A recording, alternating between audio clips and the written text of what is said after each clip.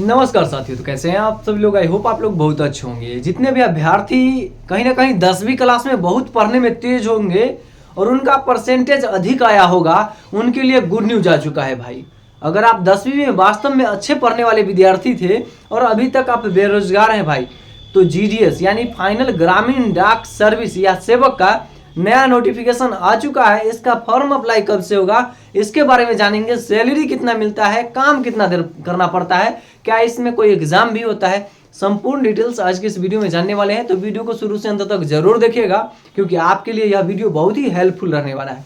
और जिनका परसेंटेज कम है भाई, उनको क्या करना है, उनके लिए भी बेस्ट सोल्यूशन है। तो वीडियो को जरूर अंत तक देखिएगा। आइए सबसे पहले हम लोग स्टार्ट करते हैं इस भर्ती के बारे में। जीडीएस का नई भर्ती है, जो विभागीय नोटिस इसका आ चुका है। नई भर्ती जो है 2026 में आ गई है भाई।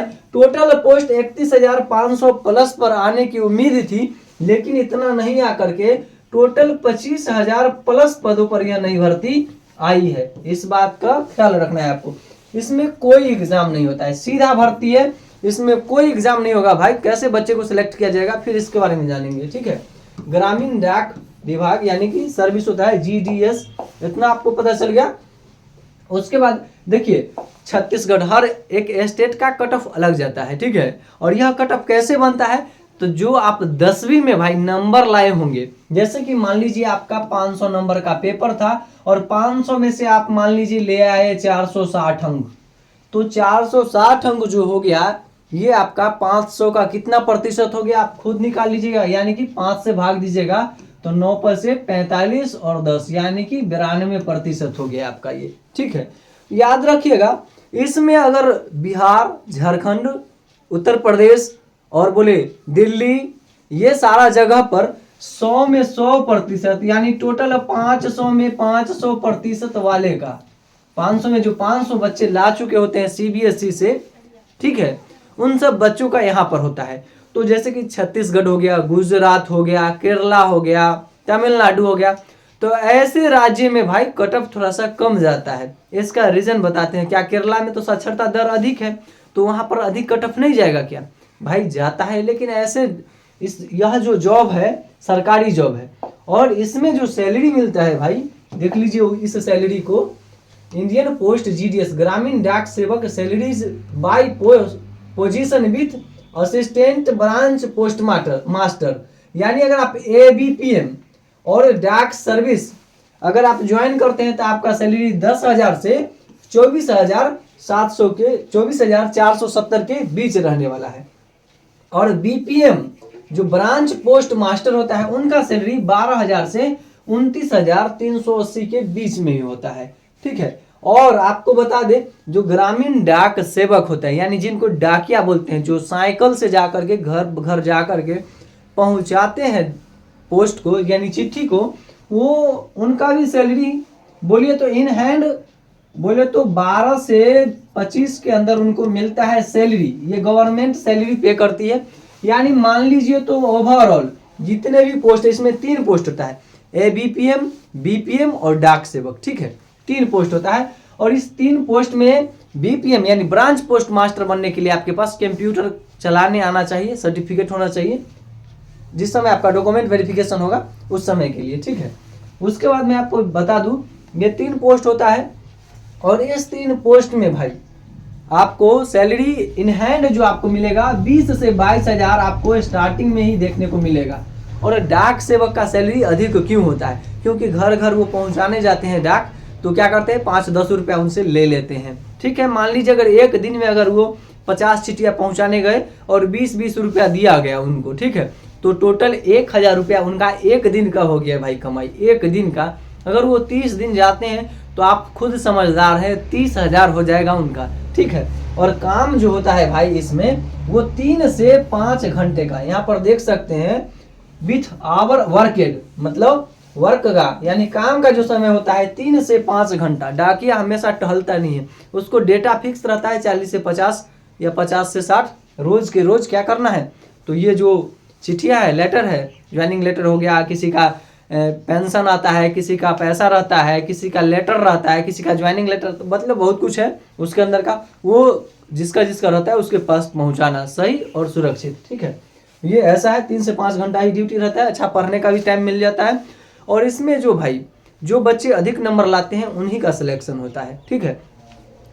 कौन कौन ऐसा राज्य है जहां पर फॉर्म अप्लाई करने पर वहां पर कम प्रतिशत वाले का नौकरी होने की संभावना रहता है, इस पर एक हम डीप एनालिसिस के साथ एक वीडियो बहुत ही जल्द लाएंगे, जिसमें कि आपको हम बताएंगे जो आखिर कहां पर हम अपना फॉर्म अप्लाई करें जिससे कि मेरा वहां पर सिलेक्शन होने की उम्मीद रहे। यानी कि परसेंटेज अगर कम भी है, मान लीजिए कोई बच्चा फर्स्ट डिवीजन लाता है तो उनका तो 60% हुआ, 300 नंबर पर ही फर्स्ट डिवीजन रहता है अगर 500 का एग्जाम है तो 60% नंबर हुआ। तो जो बच्चे 60% लाए हैं तो किस राज्य का कट ऑफ 60% जाता है, वो अगर वहां पर फॉर्म अप्लाई करेंगे तो उनका वहां पर रिजल्ट होने की उम्मीद रहेगा, ठीक है।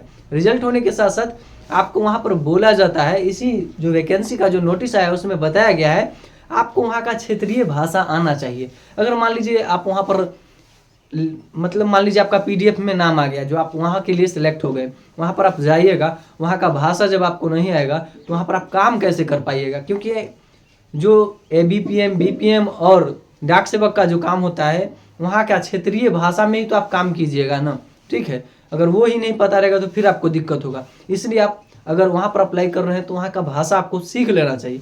सर्टिफिकेट नहीं मांगा जाता है, बस आपको वहाँ का भाषा आना चाहिए, ऐसा है, ठीक है। इतना क्लियर हो गया। आइए हम लोग फॉर्म अप्लाई पर बात करते हैं। देखिए इंडियन पोस्ट जीडीएस रिक्रूटमेंट 2025 भारतीय डाक विभाग जीडीएस भर्ती 2026 में 25,000 प्लस पदों पर भर्ती जारी की गई है, जो बीपीएम है, एबीपीएम है और डाक सेवक के पदों के लिए है।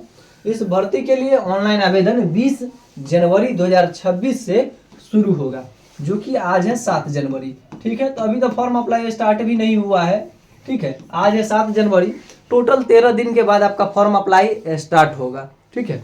इससे पहले ही हम आपको एक वीडियो बना देंगे जहां पर कम प्रतिशत वाले बच्चे फॉर्म अपना अप्लाई करके रिजल्ट ले सकते हैं। किसको किसको इस भर्ती में फॉर्म भरना चाहिए, सबसे पहली बात, अगर आप मान लीजिए 95% प्लस है, यूपी बिहार झारखंड कहीं से भी अगर 95%, यहाँ तक कि 90% प्लस है, 90% प्लस जिनका है, 90% से जिनका ज्यादा है, वो बिहार झारखंड यूपी यानी उत्तर प्रदेश महाराष्ट्र छत्तीसगढ़ ये सब लोकल रीजन्स में आप क्या कर सकते हैं, फॉर्म अप्लाई करके वहां पर रिजल्ट आसानी से मिल जाएगा आपको 90% तक। पिछली बार भर्ती आया था 44,000 समथिंग, उसमें 90% से नीचे देखने को मिला है। कुछ स्टेट में तो 81% भी गया है, हम देखे हैं, आपको लाइव प्रूफ भी दिखाएंगे भाई, ठीक है। तो टेंशन नहीं लेना है। 90% जिनका अधिक है या 90% से अधिक है, 1-2% कम भी है, तो वो सभी लोग जरूर फॉर्म अप्लाई करें। फॉर्म फीस कोई ज्यादा नहीं, फॉर्म फीस मात्र 100 रुपया लगने वाला है। इसमें न कोई हाइट है,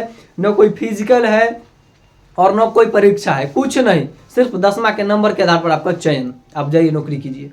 बहुत अच्छा है कहीं ना कहीं। इसमें हालांकि एग्जाम लागू करना चाहिए जिससे कि पढ़ने वाले बच्चे इसमें भी अच्छे सही ढंग से जॉब ले सके। थोड़ा सा परसेंटेज बेस पर जिनका परसेंटेज कम रहता है वो तो फॉर्म भी अप्लाई नहीं कर सकते हैं। और पोस्ट कहीं ना कहीं देख सकते हैं 25,000 प्लस है, तो बच्चे पढ़ने वाले जो होते हैं उनके लिए तो अच्छा होता है, क्योंकि बहुत सारे कम प्रतिशत लाने वाले बच्चे भी पढ़ने में अच्छा हो जाते हैं, ठीक है, या होते हैं, तो उनके लिए कहीं ना कहीं गलत है। लेकिन फिर भी जो बच्चे पहले से अच्छे थे तभी तो उनका परसेंटेज अधिक आया है, ठीक है, तो उनके लिए भी कहीं ना कहीं अच्छा है। तो 90% से अधिक वाले जरूर अप्लाई करें। और जिनका कम प्रतिशत है वो टेंशन न ले, जिनका 50 है, 60 है, 40 है, 30 है, उन सभी के लिए मैं वीडियो लेकर के आ रहा हूँ भाई बहुत ही जल्द, जो कहाँ पर वो फॉर्म अप्लाई करेंगे ताकि उनका नौकरी हो सके। सैलरी भी बता दिए, कब से फॉर्म अप्लाई होने वाला है ये भी बता दिए, कौन कौन सा डॉक्यूमेंट लगने वाला है इसको भी जान लीजिए। जो लोग सिंपल 10वीं पास है, 10वीं का आप मार्कशीट, एडमिट कार्ड और आधार कार्ड होगा ही, 18 साल एज होना चाहिए, आप आसानी से फॉर्म अप्लाई कर लीजिएगा, ठीक है, इसमें कोई दिक्कत नहीं है। एक फोटो, सिग्नेचर, बस इतना ही लगता है और कोई ज़्यादा कुछ विशेष लगता नहीं। आपका एड्रेस लगने वाला है, ठीक है भाई, यही कुछ रहता है और कुछ नहीं रहता है। आप आसानी से फॉर्म अप्लाई कर लीजिएगा और बहुत ही जल्द, बोले तो अभी फरवरी में आप फॉर्म अप्लाई, सॉरी जनवरी में फॉर्म अप्लाई कीजिएगा, फरवरी तक फॉर्म अप्लाई चलने वाला है।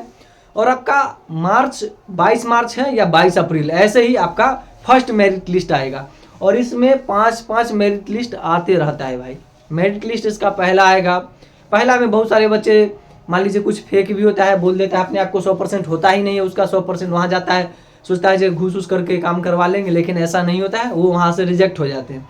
तो फिर सेकेंड लिस्ट आता है, फिर थर्ड लिस्ट आता है। बहुत सारे बच्चे ज्वाइन करना नहीं चाहते हैं मेरिट में नाम आने के बाद भी, तो वैसे सीट जैसे जैसे खाली होते जाता है। इस ढंग से कम तो 4 से 5 लिस्ट फिक्स रहता है। 44,000 वाले में 7 लिस्ट तक आया था भाई, ठीक है। खैर कोई नहीं, आप लोग वेट कीजिएगा। बस फर्स्ट लिस्ट के बारे में भी बता दिया आपको, वेट कीजिएगा। लिस्ट तो इसका आते रहता है, इसमें क्या है, बस फॉर्म अप्लाई करके छोड़ देना है, बार बार रिजल्ट आएगा, चेक करते रहना है। क्या पता कहीं आपका हो जाए, बेरोजगारी का मोह हट जाएगा, सरकारी नौकरी का टैग लग जाएगा भाई, ठीक है। मिलते हैं अगली वीडियो में। उससे पहले एक और बात मैं बता दूं, प्लीज़ चैनल को सब्सक्राइब, वीडियो को लाइक कर दीजिएगा और अपने दोस्त के पास इस वीडियो को जरूर शेयर कर दीजिएगा। मिलते हैं अगली वीडियो में, तब तक के लिए जय हिंद।